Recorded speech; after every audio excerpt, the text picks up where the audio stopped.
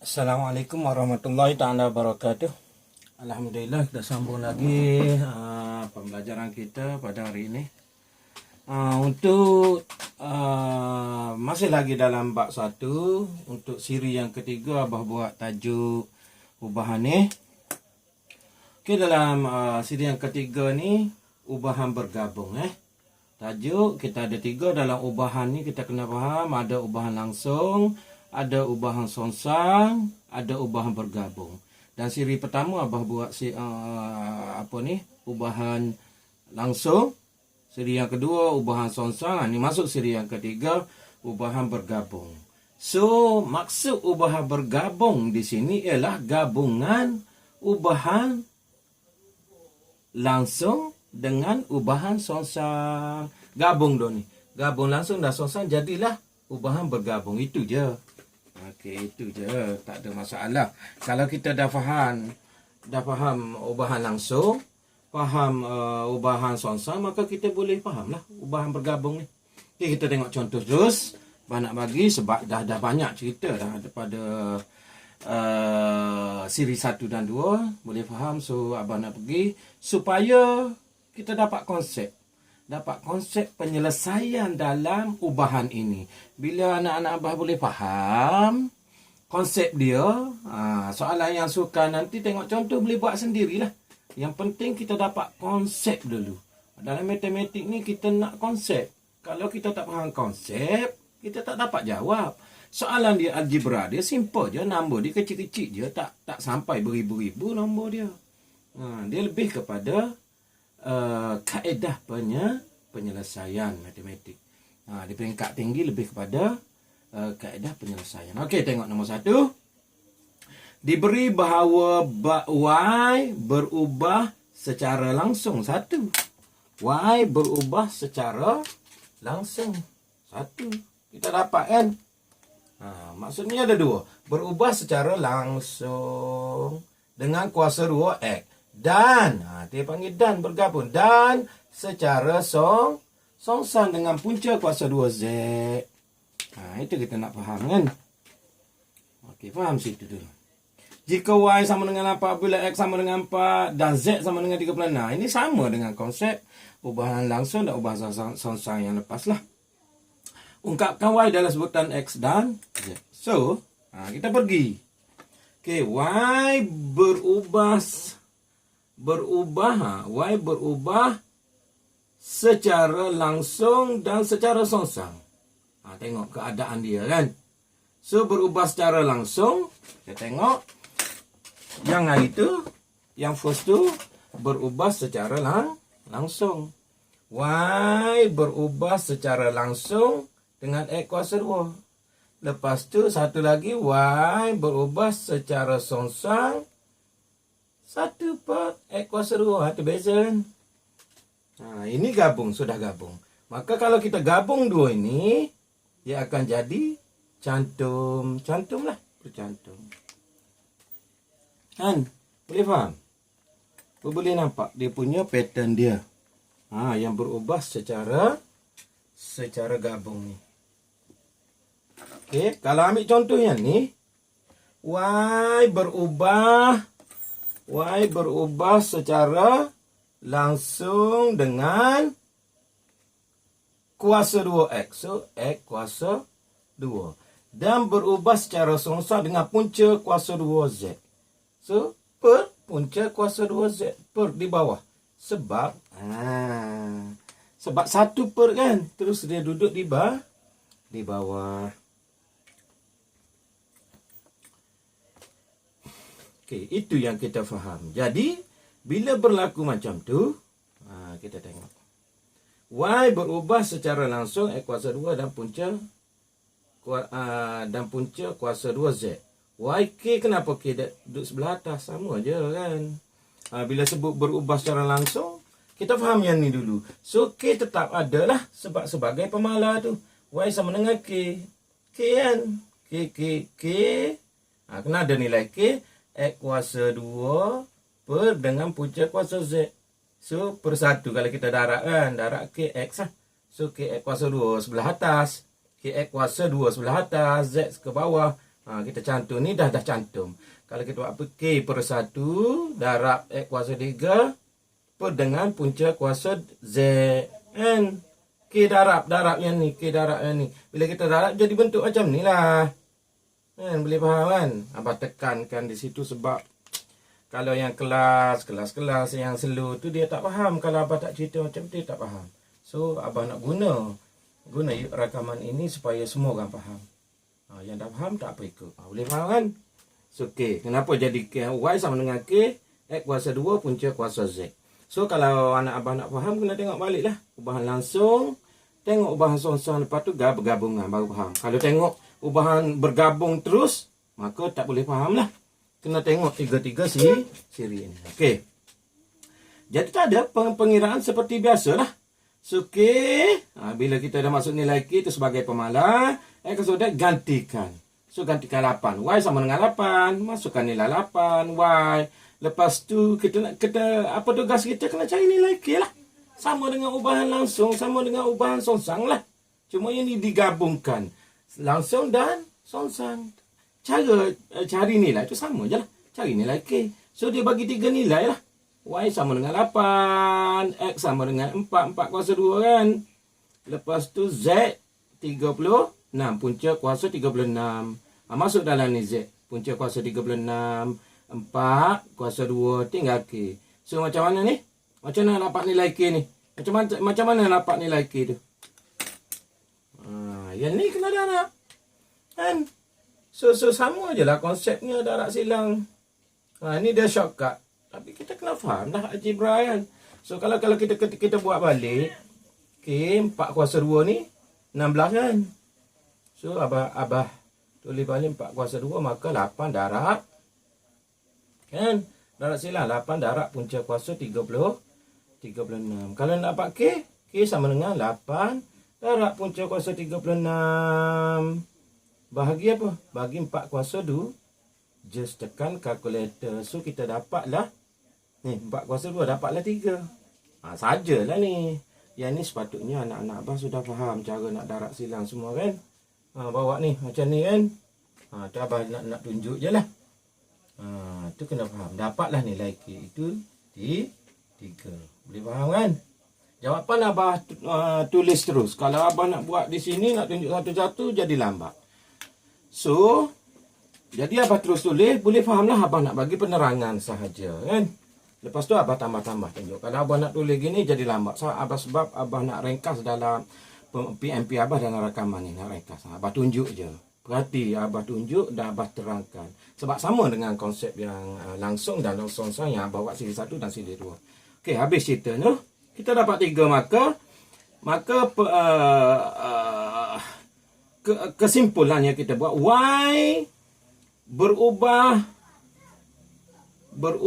dengan sama dengan Y berubah dengan 3 gabungan langsung dan songsang itu 3 kali X kuasa 2 per punca kuasa Z. Macam-macam lah. Sama je lah. Cuma ini gabungan. Okey, habis itu. Biar kita faham konsep Okay, seterusnya kita pergi lagi.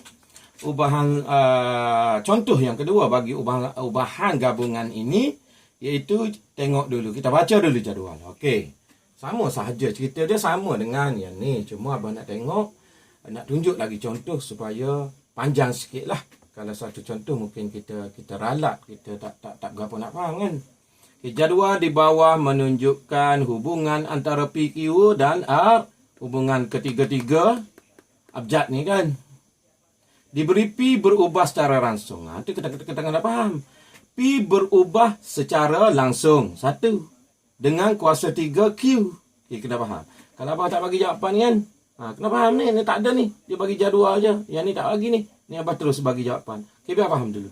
Berubah secara langsung dengan kuasa 3 Q. Q kuasa 3 lah. Dan secara songsang dengan R. Hitung nilai X dan nilai Y. Okay. P berubah secara langsung dengan Q kuasa 3 dan berubah secara songsang dengan R. Ni jadi macam ni. Macam ni lah sama. Yang pertama, first kita kena faham susun yang ni, nombor 1 ni dulu. Kalau kita tak faham nak susun macam ni, maka kita tak boleh jawab lah kan. Kena faham dulu susun. Lepas tu yang step yang kedua ni kita kena faham. Masukkan nilai K. Bila dah dapat di situ, maka kita boleh selesailah soalan ni. Yang ni penting kaedah dulu. Kita nak faham daripada soalan itu, kita nak keluarkan yang ni. Okey, boleh? Boleh? Abang pergi laju. Okey, P, Q, letak K je lah di hadapan. Kenapa jadi K? Macam dia abang cerita darab kan. Masukkan nilai K saja. Begitu juga dengan langsung, songsang, kita masukkan nilai K. Yang penting kita tahu langsung dan terus, songsang ada per. Itu beza. Gabungan, ni gabungan, terus, yang songsang di bawah. Ingat gitu. Masukkan nilai K di atas. Kalau tak nak terkeliru, senang sahaja. So jadi, untuk penerangan yang pertama tadi, ni tengok ni, kita masukkan nilai, yang semua kena masuk nilai. Untuk apa? P masuk nilai, Q masuk nilai, R masuk nilai, sebab nak cari nilai K. So P kuasa 2, P ialah 4 kan? P ialah 4. K lah. Kita nak cari nilai K. Ni Q ialah 2 kuasa 2 kuasa 3. R ialah 0.6. Ganti dalam yang kita create rumus tadi. Kita masukkan nilai. So just kita masuk nilai, tinggal nilai. Yang ni darab silang. Yang ni. Jadi macam ni kita tak boleh nak selesai. So ni macam darab silang ni. Bila darab silang 4 bawa ke sini kan. So K 4 darab 0.6. K ni 2 kuasa 3 ni 8 kan. So K tu sini bawa pula. Jadi bahagi 2 kuasa 3. So tekan kalkulator. Abang mana nak buat satu-satu. So tekan kalkulator. 4 darab in bracket 0.6 tutup bracket. Tekan bahagi. Tekan 2. Tekan kuasa 3. So kita dapat 3/10. Tekan direct calculator. Tak payah nak fikir, nak pecah-pecah, nak matikan nombor tu. Tekan kalkulator, just tekan kalkulator saja. So kita dapat nilai K ialah 3/10. Boleh faham? Yang darab silang macam mana K ni abah dah tunjuk pada siri pertama dan siri kedua. Abah tu yang masih lagi tidak faham konsep pendarapan silang ni. Ada anak abah tak faham, ada. Ya abah mengajar 2 kelas tu memang ada yang slow tu. Perhatikan betul-betul, tak apa boleh faham. So maka P ialah apa dia? 3/10. Kita nak tulis apa? 3/10. So biasanya P kita dapat 4 kan. Nombor bulat 4, 5. So kalaulah P ni K tadi kita dapat 3/10. 3/10 kan. So tadi yang asal tadi apa? Q kuasa 3 kan. Q kuasa 3 per dengan R. So bila kita darab atas sama atas kan. So 3 kita gabung je lah. Kita gabung lah. Itu jadi 3 Q kuasa 2 10 R tu. Kita dapat 3/10. So yang asalnya tadi 3/10 ni pecahan. Yang ni langsung, yang ni songsang. Bila kita atas sama atas, darab. Atas sama atas, bawah sama darab. Sama bawah tu jadi 3Q kuasa 3/10 kuasa R tu. Faham? Jangan tak faham pasal algebra ni, pendarapan algebra. Habis itu, maka P sama dengan 3Q kuasa 2 10R. Ini ialah kesimpulan yang kita buat daripada nilai yang diberi pada soalan itu. Soalan yang tanya, dalam jadual ini, yang ni dah siap tadi cari nilai K. Untuk petak yang kedua, soalan dia mencari nilai X. Petak yang ketiga, mencari nilai Y. So, yang tadi kena bagi semua nilai sebab nak mencari nilai K. Yang ni K kita sudah dapat. Bila sudah dapat, kita boleh carilah nilai X. Jadi kalau ada 4 ungkapan, satu tak ada, boleh carilah kan. Kecuali 2 tak ada, 2 tak ada, 2 ada. So, sukar sikit kita nak carilah. Okey, itu ada kaedah lain lah. Okey. Tengok ni apabila P sama dengan apa? P sama dengan 3/6 kan, yang petak yang kedua ni. Q ialah 6 dan R ialah X. R ialah X. So kita ganti. Persamaan tadi yang kita dapat ni. P sama dengan 3Q kuasa 3 dengan 10R. So, P berapa P? P masukkan ganti P. P ni masuk nilai kan? 3.6P. Apa lagi nilai yang ada? Q kan? So, Q ada nilai. Q 6 kuasa 3. Lepas tu R nilai apa R? R ialah nilai X. So, 10 R ni ialah X. Faham? R ini ialah X. Ganti di R tu ialah X. So, penyelesaian ini kita nak cari apa? Nak mencari nilai X. So, ganti nilai yang ada. So, sini kita dapat kan? So, kita dapat, ni macam darat silang lah. Macam kita darat silang jugalah. Dia shortcut. Tak faham lah. Ni darat kan? So, darat. So, bila 3, 6 darat 10X, kita dapat 10X kan? X. Jadi, kita ambil 3.6 dulu. Ini, yang ni, 3, sepatutnya yang ni duduk sini kan? 3.6 darat 10X kan? Duduk depan. Bila yang ni, tinggal yang ni darat 1 dapat yang ni. So, kita bawa semua sekali, jadi tinggal X di depan ni. Tak perlu Abah ulas panjang. Harap anak Abah faham lah tu. Ni kan, bila kita rak silang, kita dapat di sini 3.6 darat 10 darat X. Sepatutnya ada sini. Tinggallah di sini sahaja, dia darat 1 3.6. Bila kita dapat X, yang kita darat tadi, tinggal X. Jadi, 3.6 darat 10 ni duduk di bawah sebab ini darat X. Jadi, bahagia tu. Faham lah? Itu yang faham lah. Just tekan kalkulator, kita dapat X sama dengan 18. Selesai masalah, kita cari nilai X. So, lepas tu sama je konsep dia untuk soalan seterusnya. Yang ni kita nak mencari nilai apa? Nilai Y. Sebab Y kosong. So, apabila P sifar perpuluhan sifar 81, Q sama dengan Y. R sama dengan 2.7. So, ganti dalam persamaan yang kita cari yang asal sama dengan yang kedua. So, P masukkan nilai P sifar perpuluhan sifar 81. So, 3.